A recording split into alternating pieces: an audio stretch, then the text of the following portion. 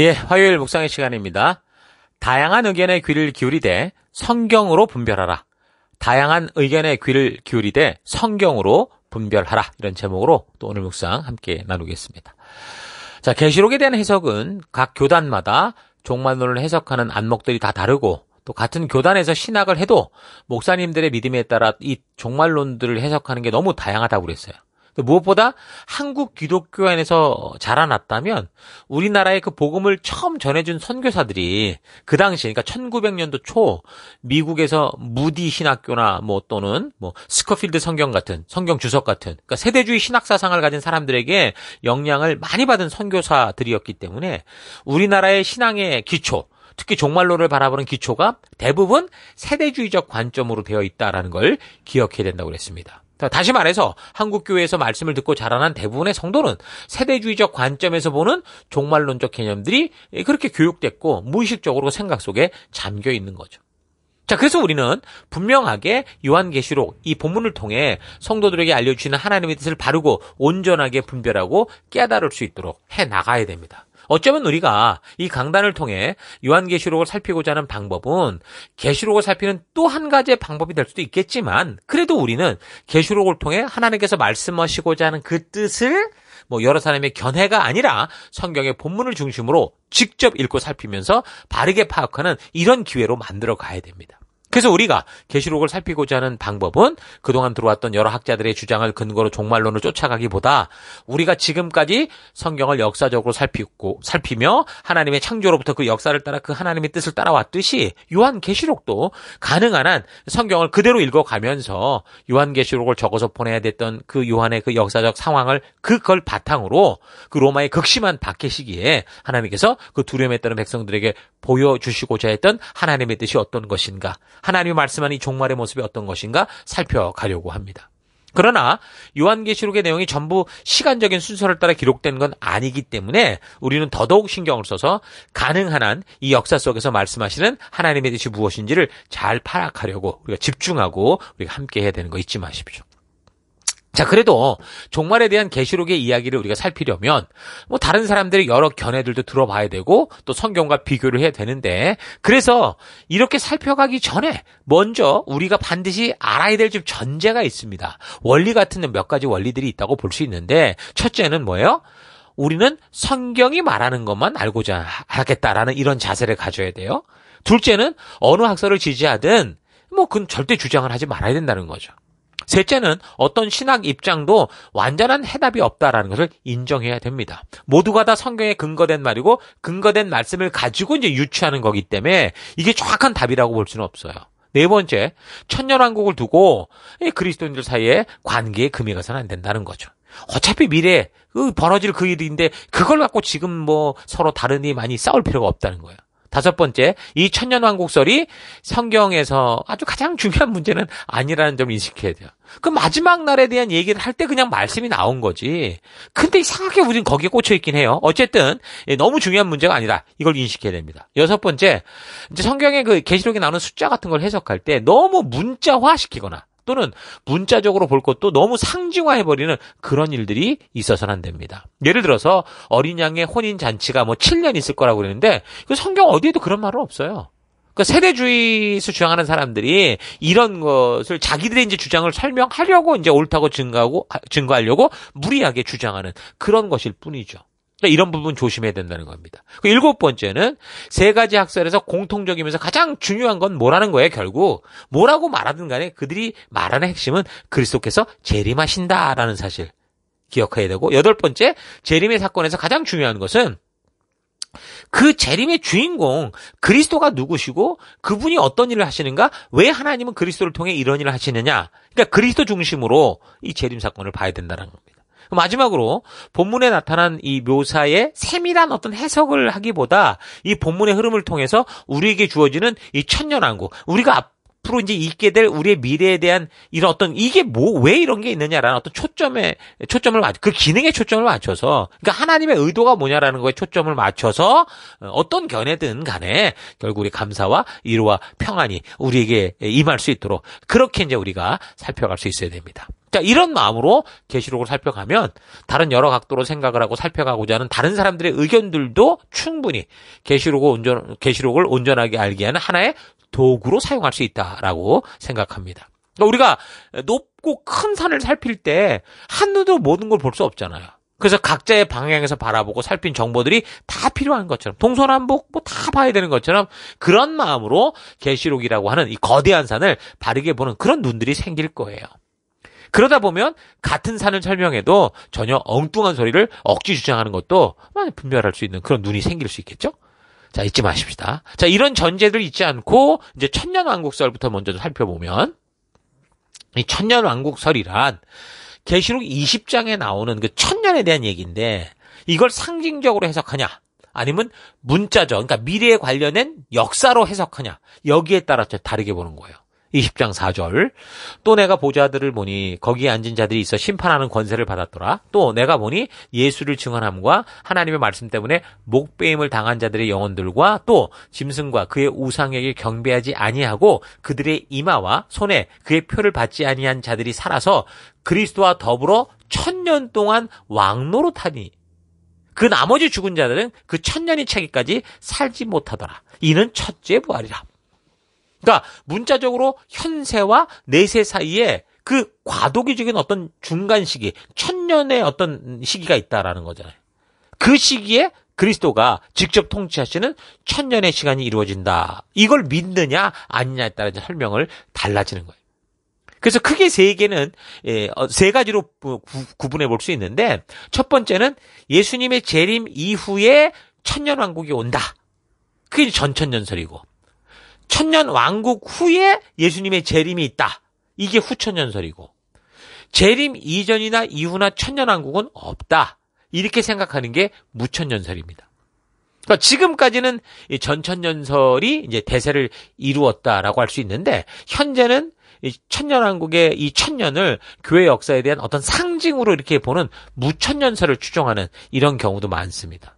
또 어떤 사람들은 이 천년을 지금 천국에서 이루어지고 있을 이미 죽은 성도들의 통치의 시간이다. 이렇게 해석하는 사람도 있어요. 어쨌든 첫 번째 이 전천년설 이 전천년설은 또 두 개로 나뉘는데 하나는 역사적 전천년설과 또 하나는 세대주의적 전천년설로 나뉩니다. 이미 세대주의적 이 세대주의에 대한 거는 우리 어저께 나눴었는데 처음 듣는 분들은 복잡하게 자꾸 들릴 수 있지만 이미 주일에 보여주는 파워포인트 또 이미 나눠진 도표 이런 것들을 보면서 큰 그림을 잘 계속 잡아가면서 보면 여러분 충분히 헷갈리지 않고 살펴갈 수 있으니까 우리가 그런 마음으로 살펴갈 수 있기를 바랍니다. 자, 먼저 그러면 전천년설 중에 역사적 전천년설은 뭐냐? 이거는 초대교회와 초기 교부 시대까지 계시록의 종말론을 보던 그런 안목이에요. 그러니까 성경을 읽어가면서 자연스럽게 이해가 되고 알게 되었던 그런 보편적인 안목이라고 할 수 있죠. 그러니까 요한이 처음 계시록을 전했을 거 아닙니까? 그 이후로 그 시대에 그러니까 그 계시록을 읽는 성도들이나 리더들은 당연히 이 역사적 전천년설이 장차 될 일이라 그러니까 미래에 벌어질 일이 이거다라고 그렇게 생각을 했었어요. 여러분들도 그래서 성경을 읽어가다 보면 계시록을 그냥 읽어나가다 보면 자연스럽게 이 순서가 그렇구나라고 깨달아지는 그런 내용이었다라는 거죠.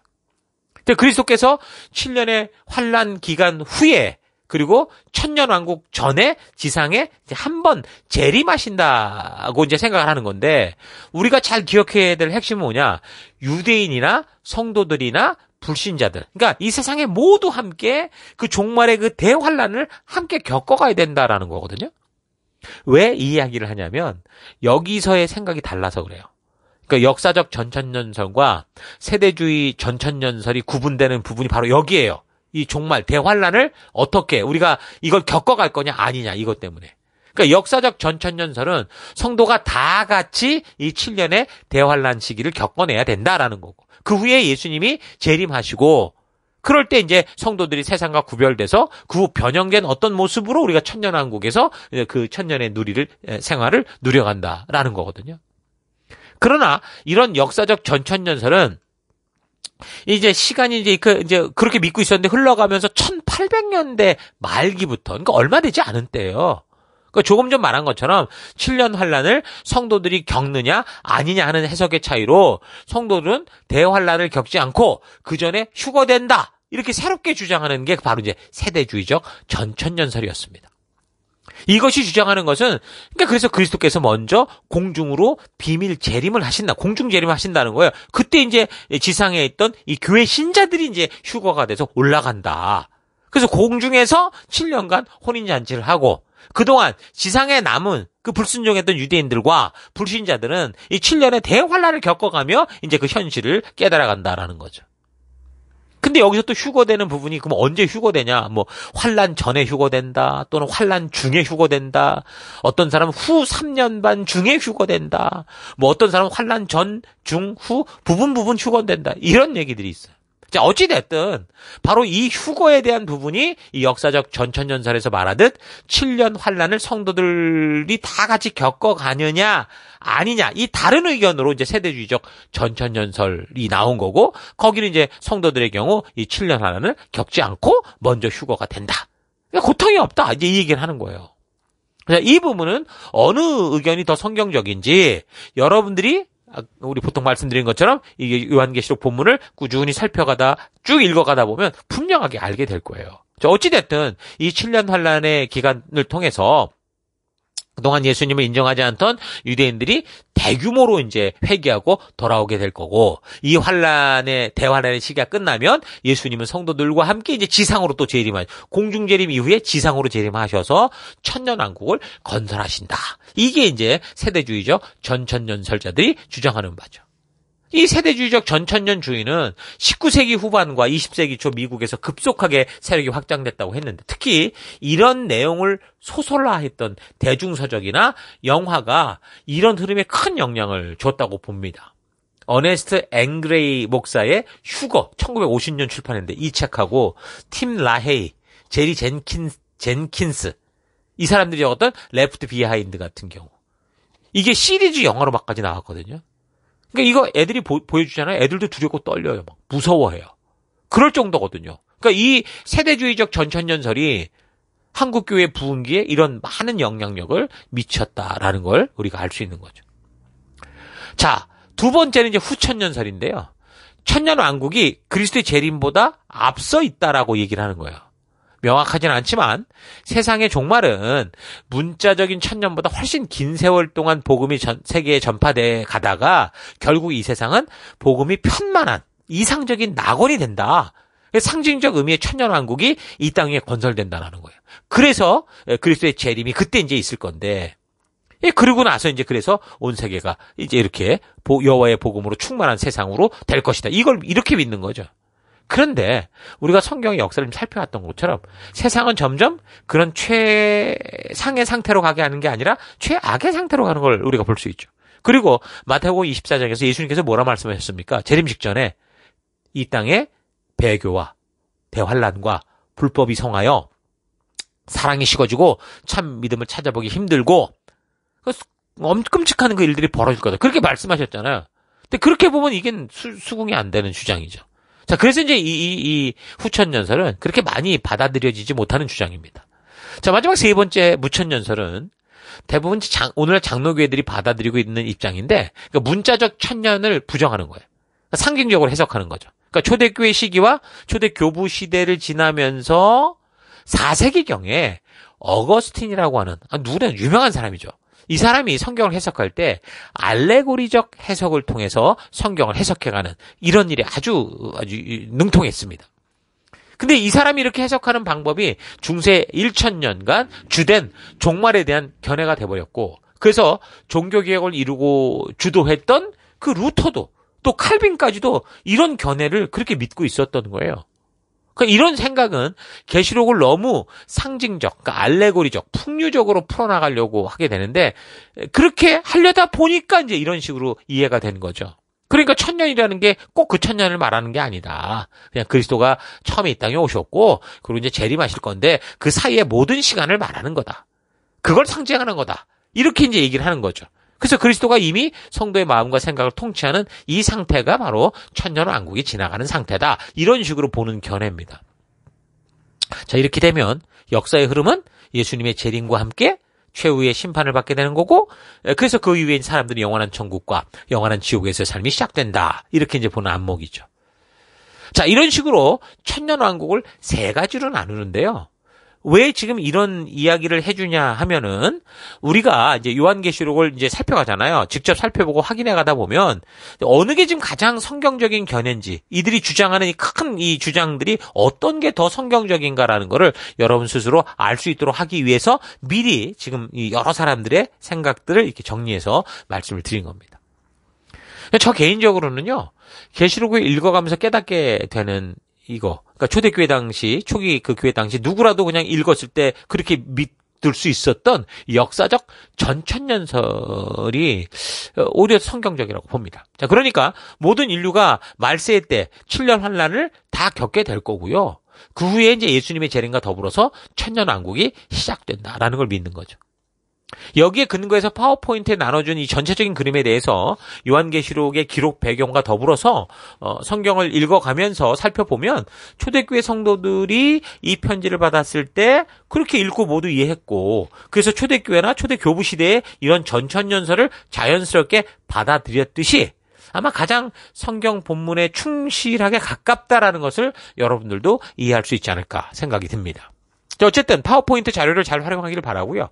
지난주에 나누어졌던 그 요한계시록 전체 흐름표, 이 자료도 잘 참고하면서 계시록을 계속 살펴나가면 훨씬 쉽게 계시록의 전체 흐름을 여러분들이 잘 파악할 수 있을 거예요. 자, 어떤 식이든 뭐 큰 그림이 그려져야, 예? 그래야 본문을 디테일하게 읽어갈 때 비교도 되고 분석도 되고 또한 다른 질문도 생각이 나게 될 거예요. 자, 계시록에서 보여주는 종말의 흐름이 어떤 것인지를 먼저 잘 크게 파악해 놓고 그래서 살펴갈 수 있기를 바랍니다. 자, 이 계시록은 새 언약의 시대를 살아가는 우리 성도들에게 들어도 되고 안 들어도 되고 몰라도 천국 가는데 지장 없다고 생각해서는 안 되고요. 이 계시록을 통해 예수님께서 다시 오실 때와 징조를 알려주는 이 분명한 사실에 대해서 반드시 바르고 온전한 시각으로 우리가 알아야 되는 너무도 중요한 필수적인 말씀이다라는 거 잊지 마십시오. 여러분, 구약 전체의 핵심 메시지가 뭡니까? 결국 우리가 살펴봤더니 이 땅에 오실 메시아에 대한 이야기라고 할 수 있겠죠. 그래서 우리는 예수가 이 땅에 오셔서 그 사실을 알게 하실 때 선지자들을 통해, 구약의 선지자를 통해 이미 말씀하셨던, 예언하셨던 그 말씀을 근거로 이분이 그리스도시다, 살아계신 하나님의 아들이다라는 걸 믿게 된 거예요. 자, 그래서 새 언약 교회가 시작됐고 우리는 그 하나님 나라의 백성이 된 거예요. 자, 그런데 그 예수님께서 우리를 위해 십자가에 죽으시고 부활하시고 승천하시면서 우리에게 뭘 명하셨고 뭘 약속하셨습니까? 바로 너무도 중요한 명령과 주신 사명이 바로 신약의 이야기예요. 무엇보다 더 중요한 새 언약의 이 완성은 우리를 위해 죽으시고 부활하셔서 지금 하늘 우편 보좌에 계신 예수님께서 뭐 하는 거예요? 다시 오시겠다. 이 재림의 약속이 새 언약의 완성이잖아요.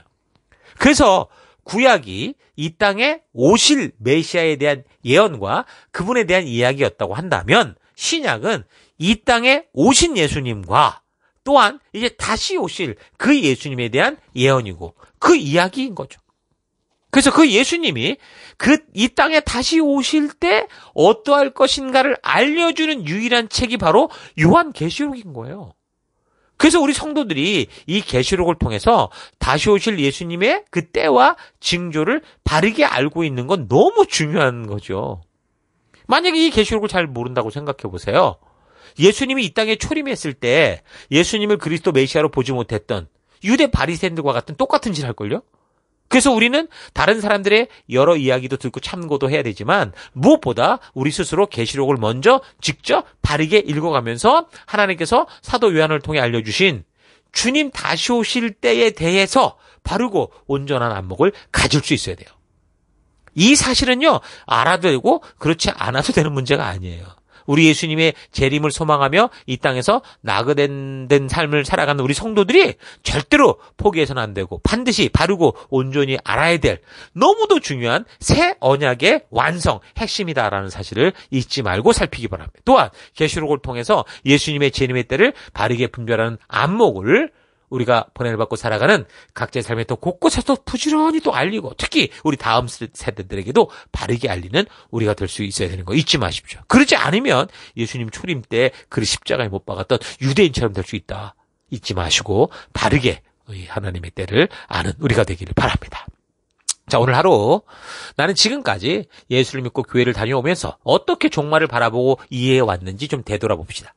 우리가 특별히 어떤 안목을 가지려고 추구하지는 않았겠지만 우리가 교회를 다닌 배경을 따라 우리 안에 성경과 종말을 보는 어떤 안목들이 생겨났을 겁니다. 특히 종말에 관련해서 조금 관심을 가졌었다면 그 처음 관심을 가졌던 때 들었던 설교나 읽었던 책들이 큰 영향력을 미쳐서 그 설교나 책이 말하는 식으로 아마 이해하고 있을 거예요. 자, 그래서 종말에 관해 어떤 식으로 내가 이해하고 있든 그것이 성경이 말해주고자 하는 하나님의 뜻을 희석하거나 왜곡해서 나를 진리로 이끌지 못하게 하고 결국 나를 안심시키는 정도의 믿음을 가지고 있다면 그건 잘못된 거죠. 비록 나를 불편하게 하고 두렵게 만든다고 해도요. 성경을 통해 하나님께서 말씀하시고자 하는 그 진리, 하나님의 뜻을 바르게 아는 게 중요한 거예요. 종말론에 대한 무수히 많은 해석들이 있습니다. 각자의 깨달음을 따라 말하고 있고 또 나름대로 그 성경을 근거로 말하고 있기 때문에 그것이 비록 잘못된 해석을 하고 있다고 해도 사람이 귀를 기울여 들으면 나름대로 논리를 따라 이해가 가고 믿어지기도 할 거예요. 그래서 우리는 그래서 늘 강단이나 다른 집회를 통해 목사님들의 설교를 들어오면서 바로 이렇게 목사님들이 믿는 바에 근거한 이야기에 설득되어 오고 있었다라는 거 이거 잘 알아야 돼요. 또한 우리나라의 복음을 처음 전해준 선교사들이 그 당시 미국에서 무디 신학교나 또는 스코필드 주석성경 같은 그러니까 세대주의 신학사상을 가진 사람들에게 영향을 받은 선교사들이었기 때문에 우리나라의 신앙의 기초, 특히 종말론을 바라보는 모든 기초가 대부분 세대주의적 관점의 영향을 받고 있었다. 우리도 그걸 받고 있었다. 이걸 기억해야 되는 거예요.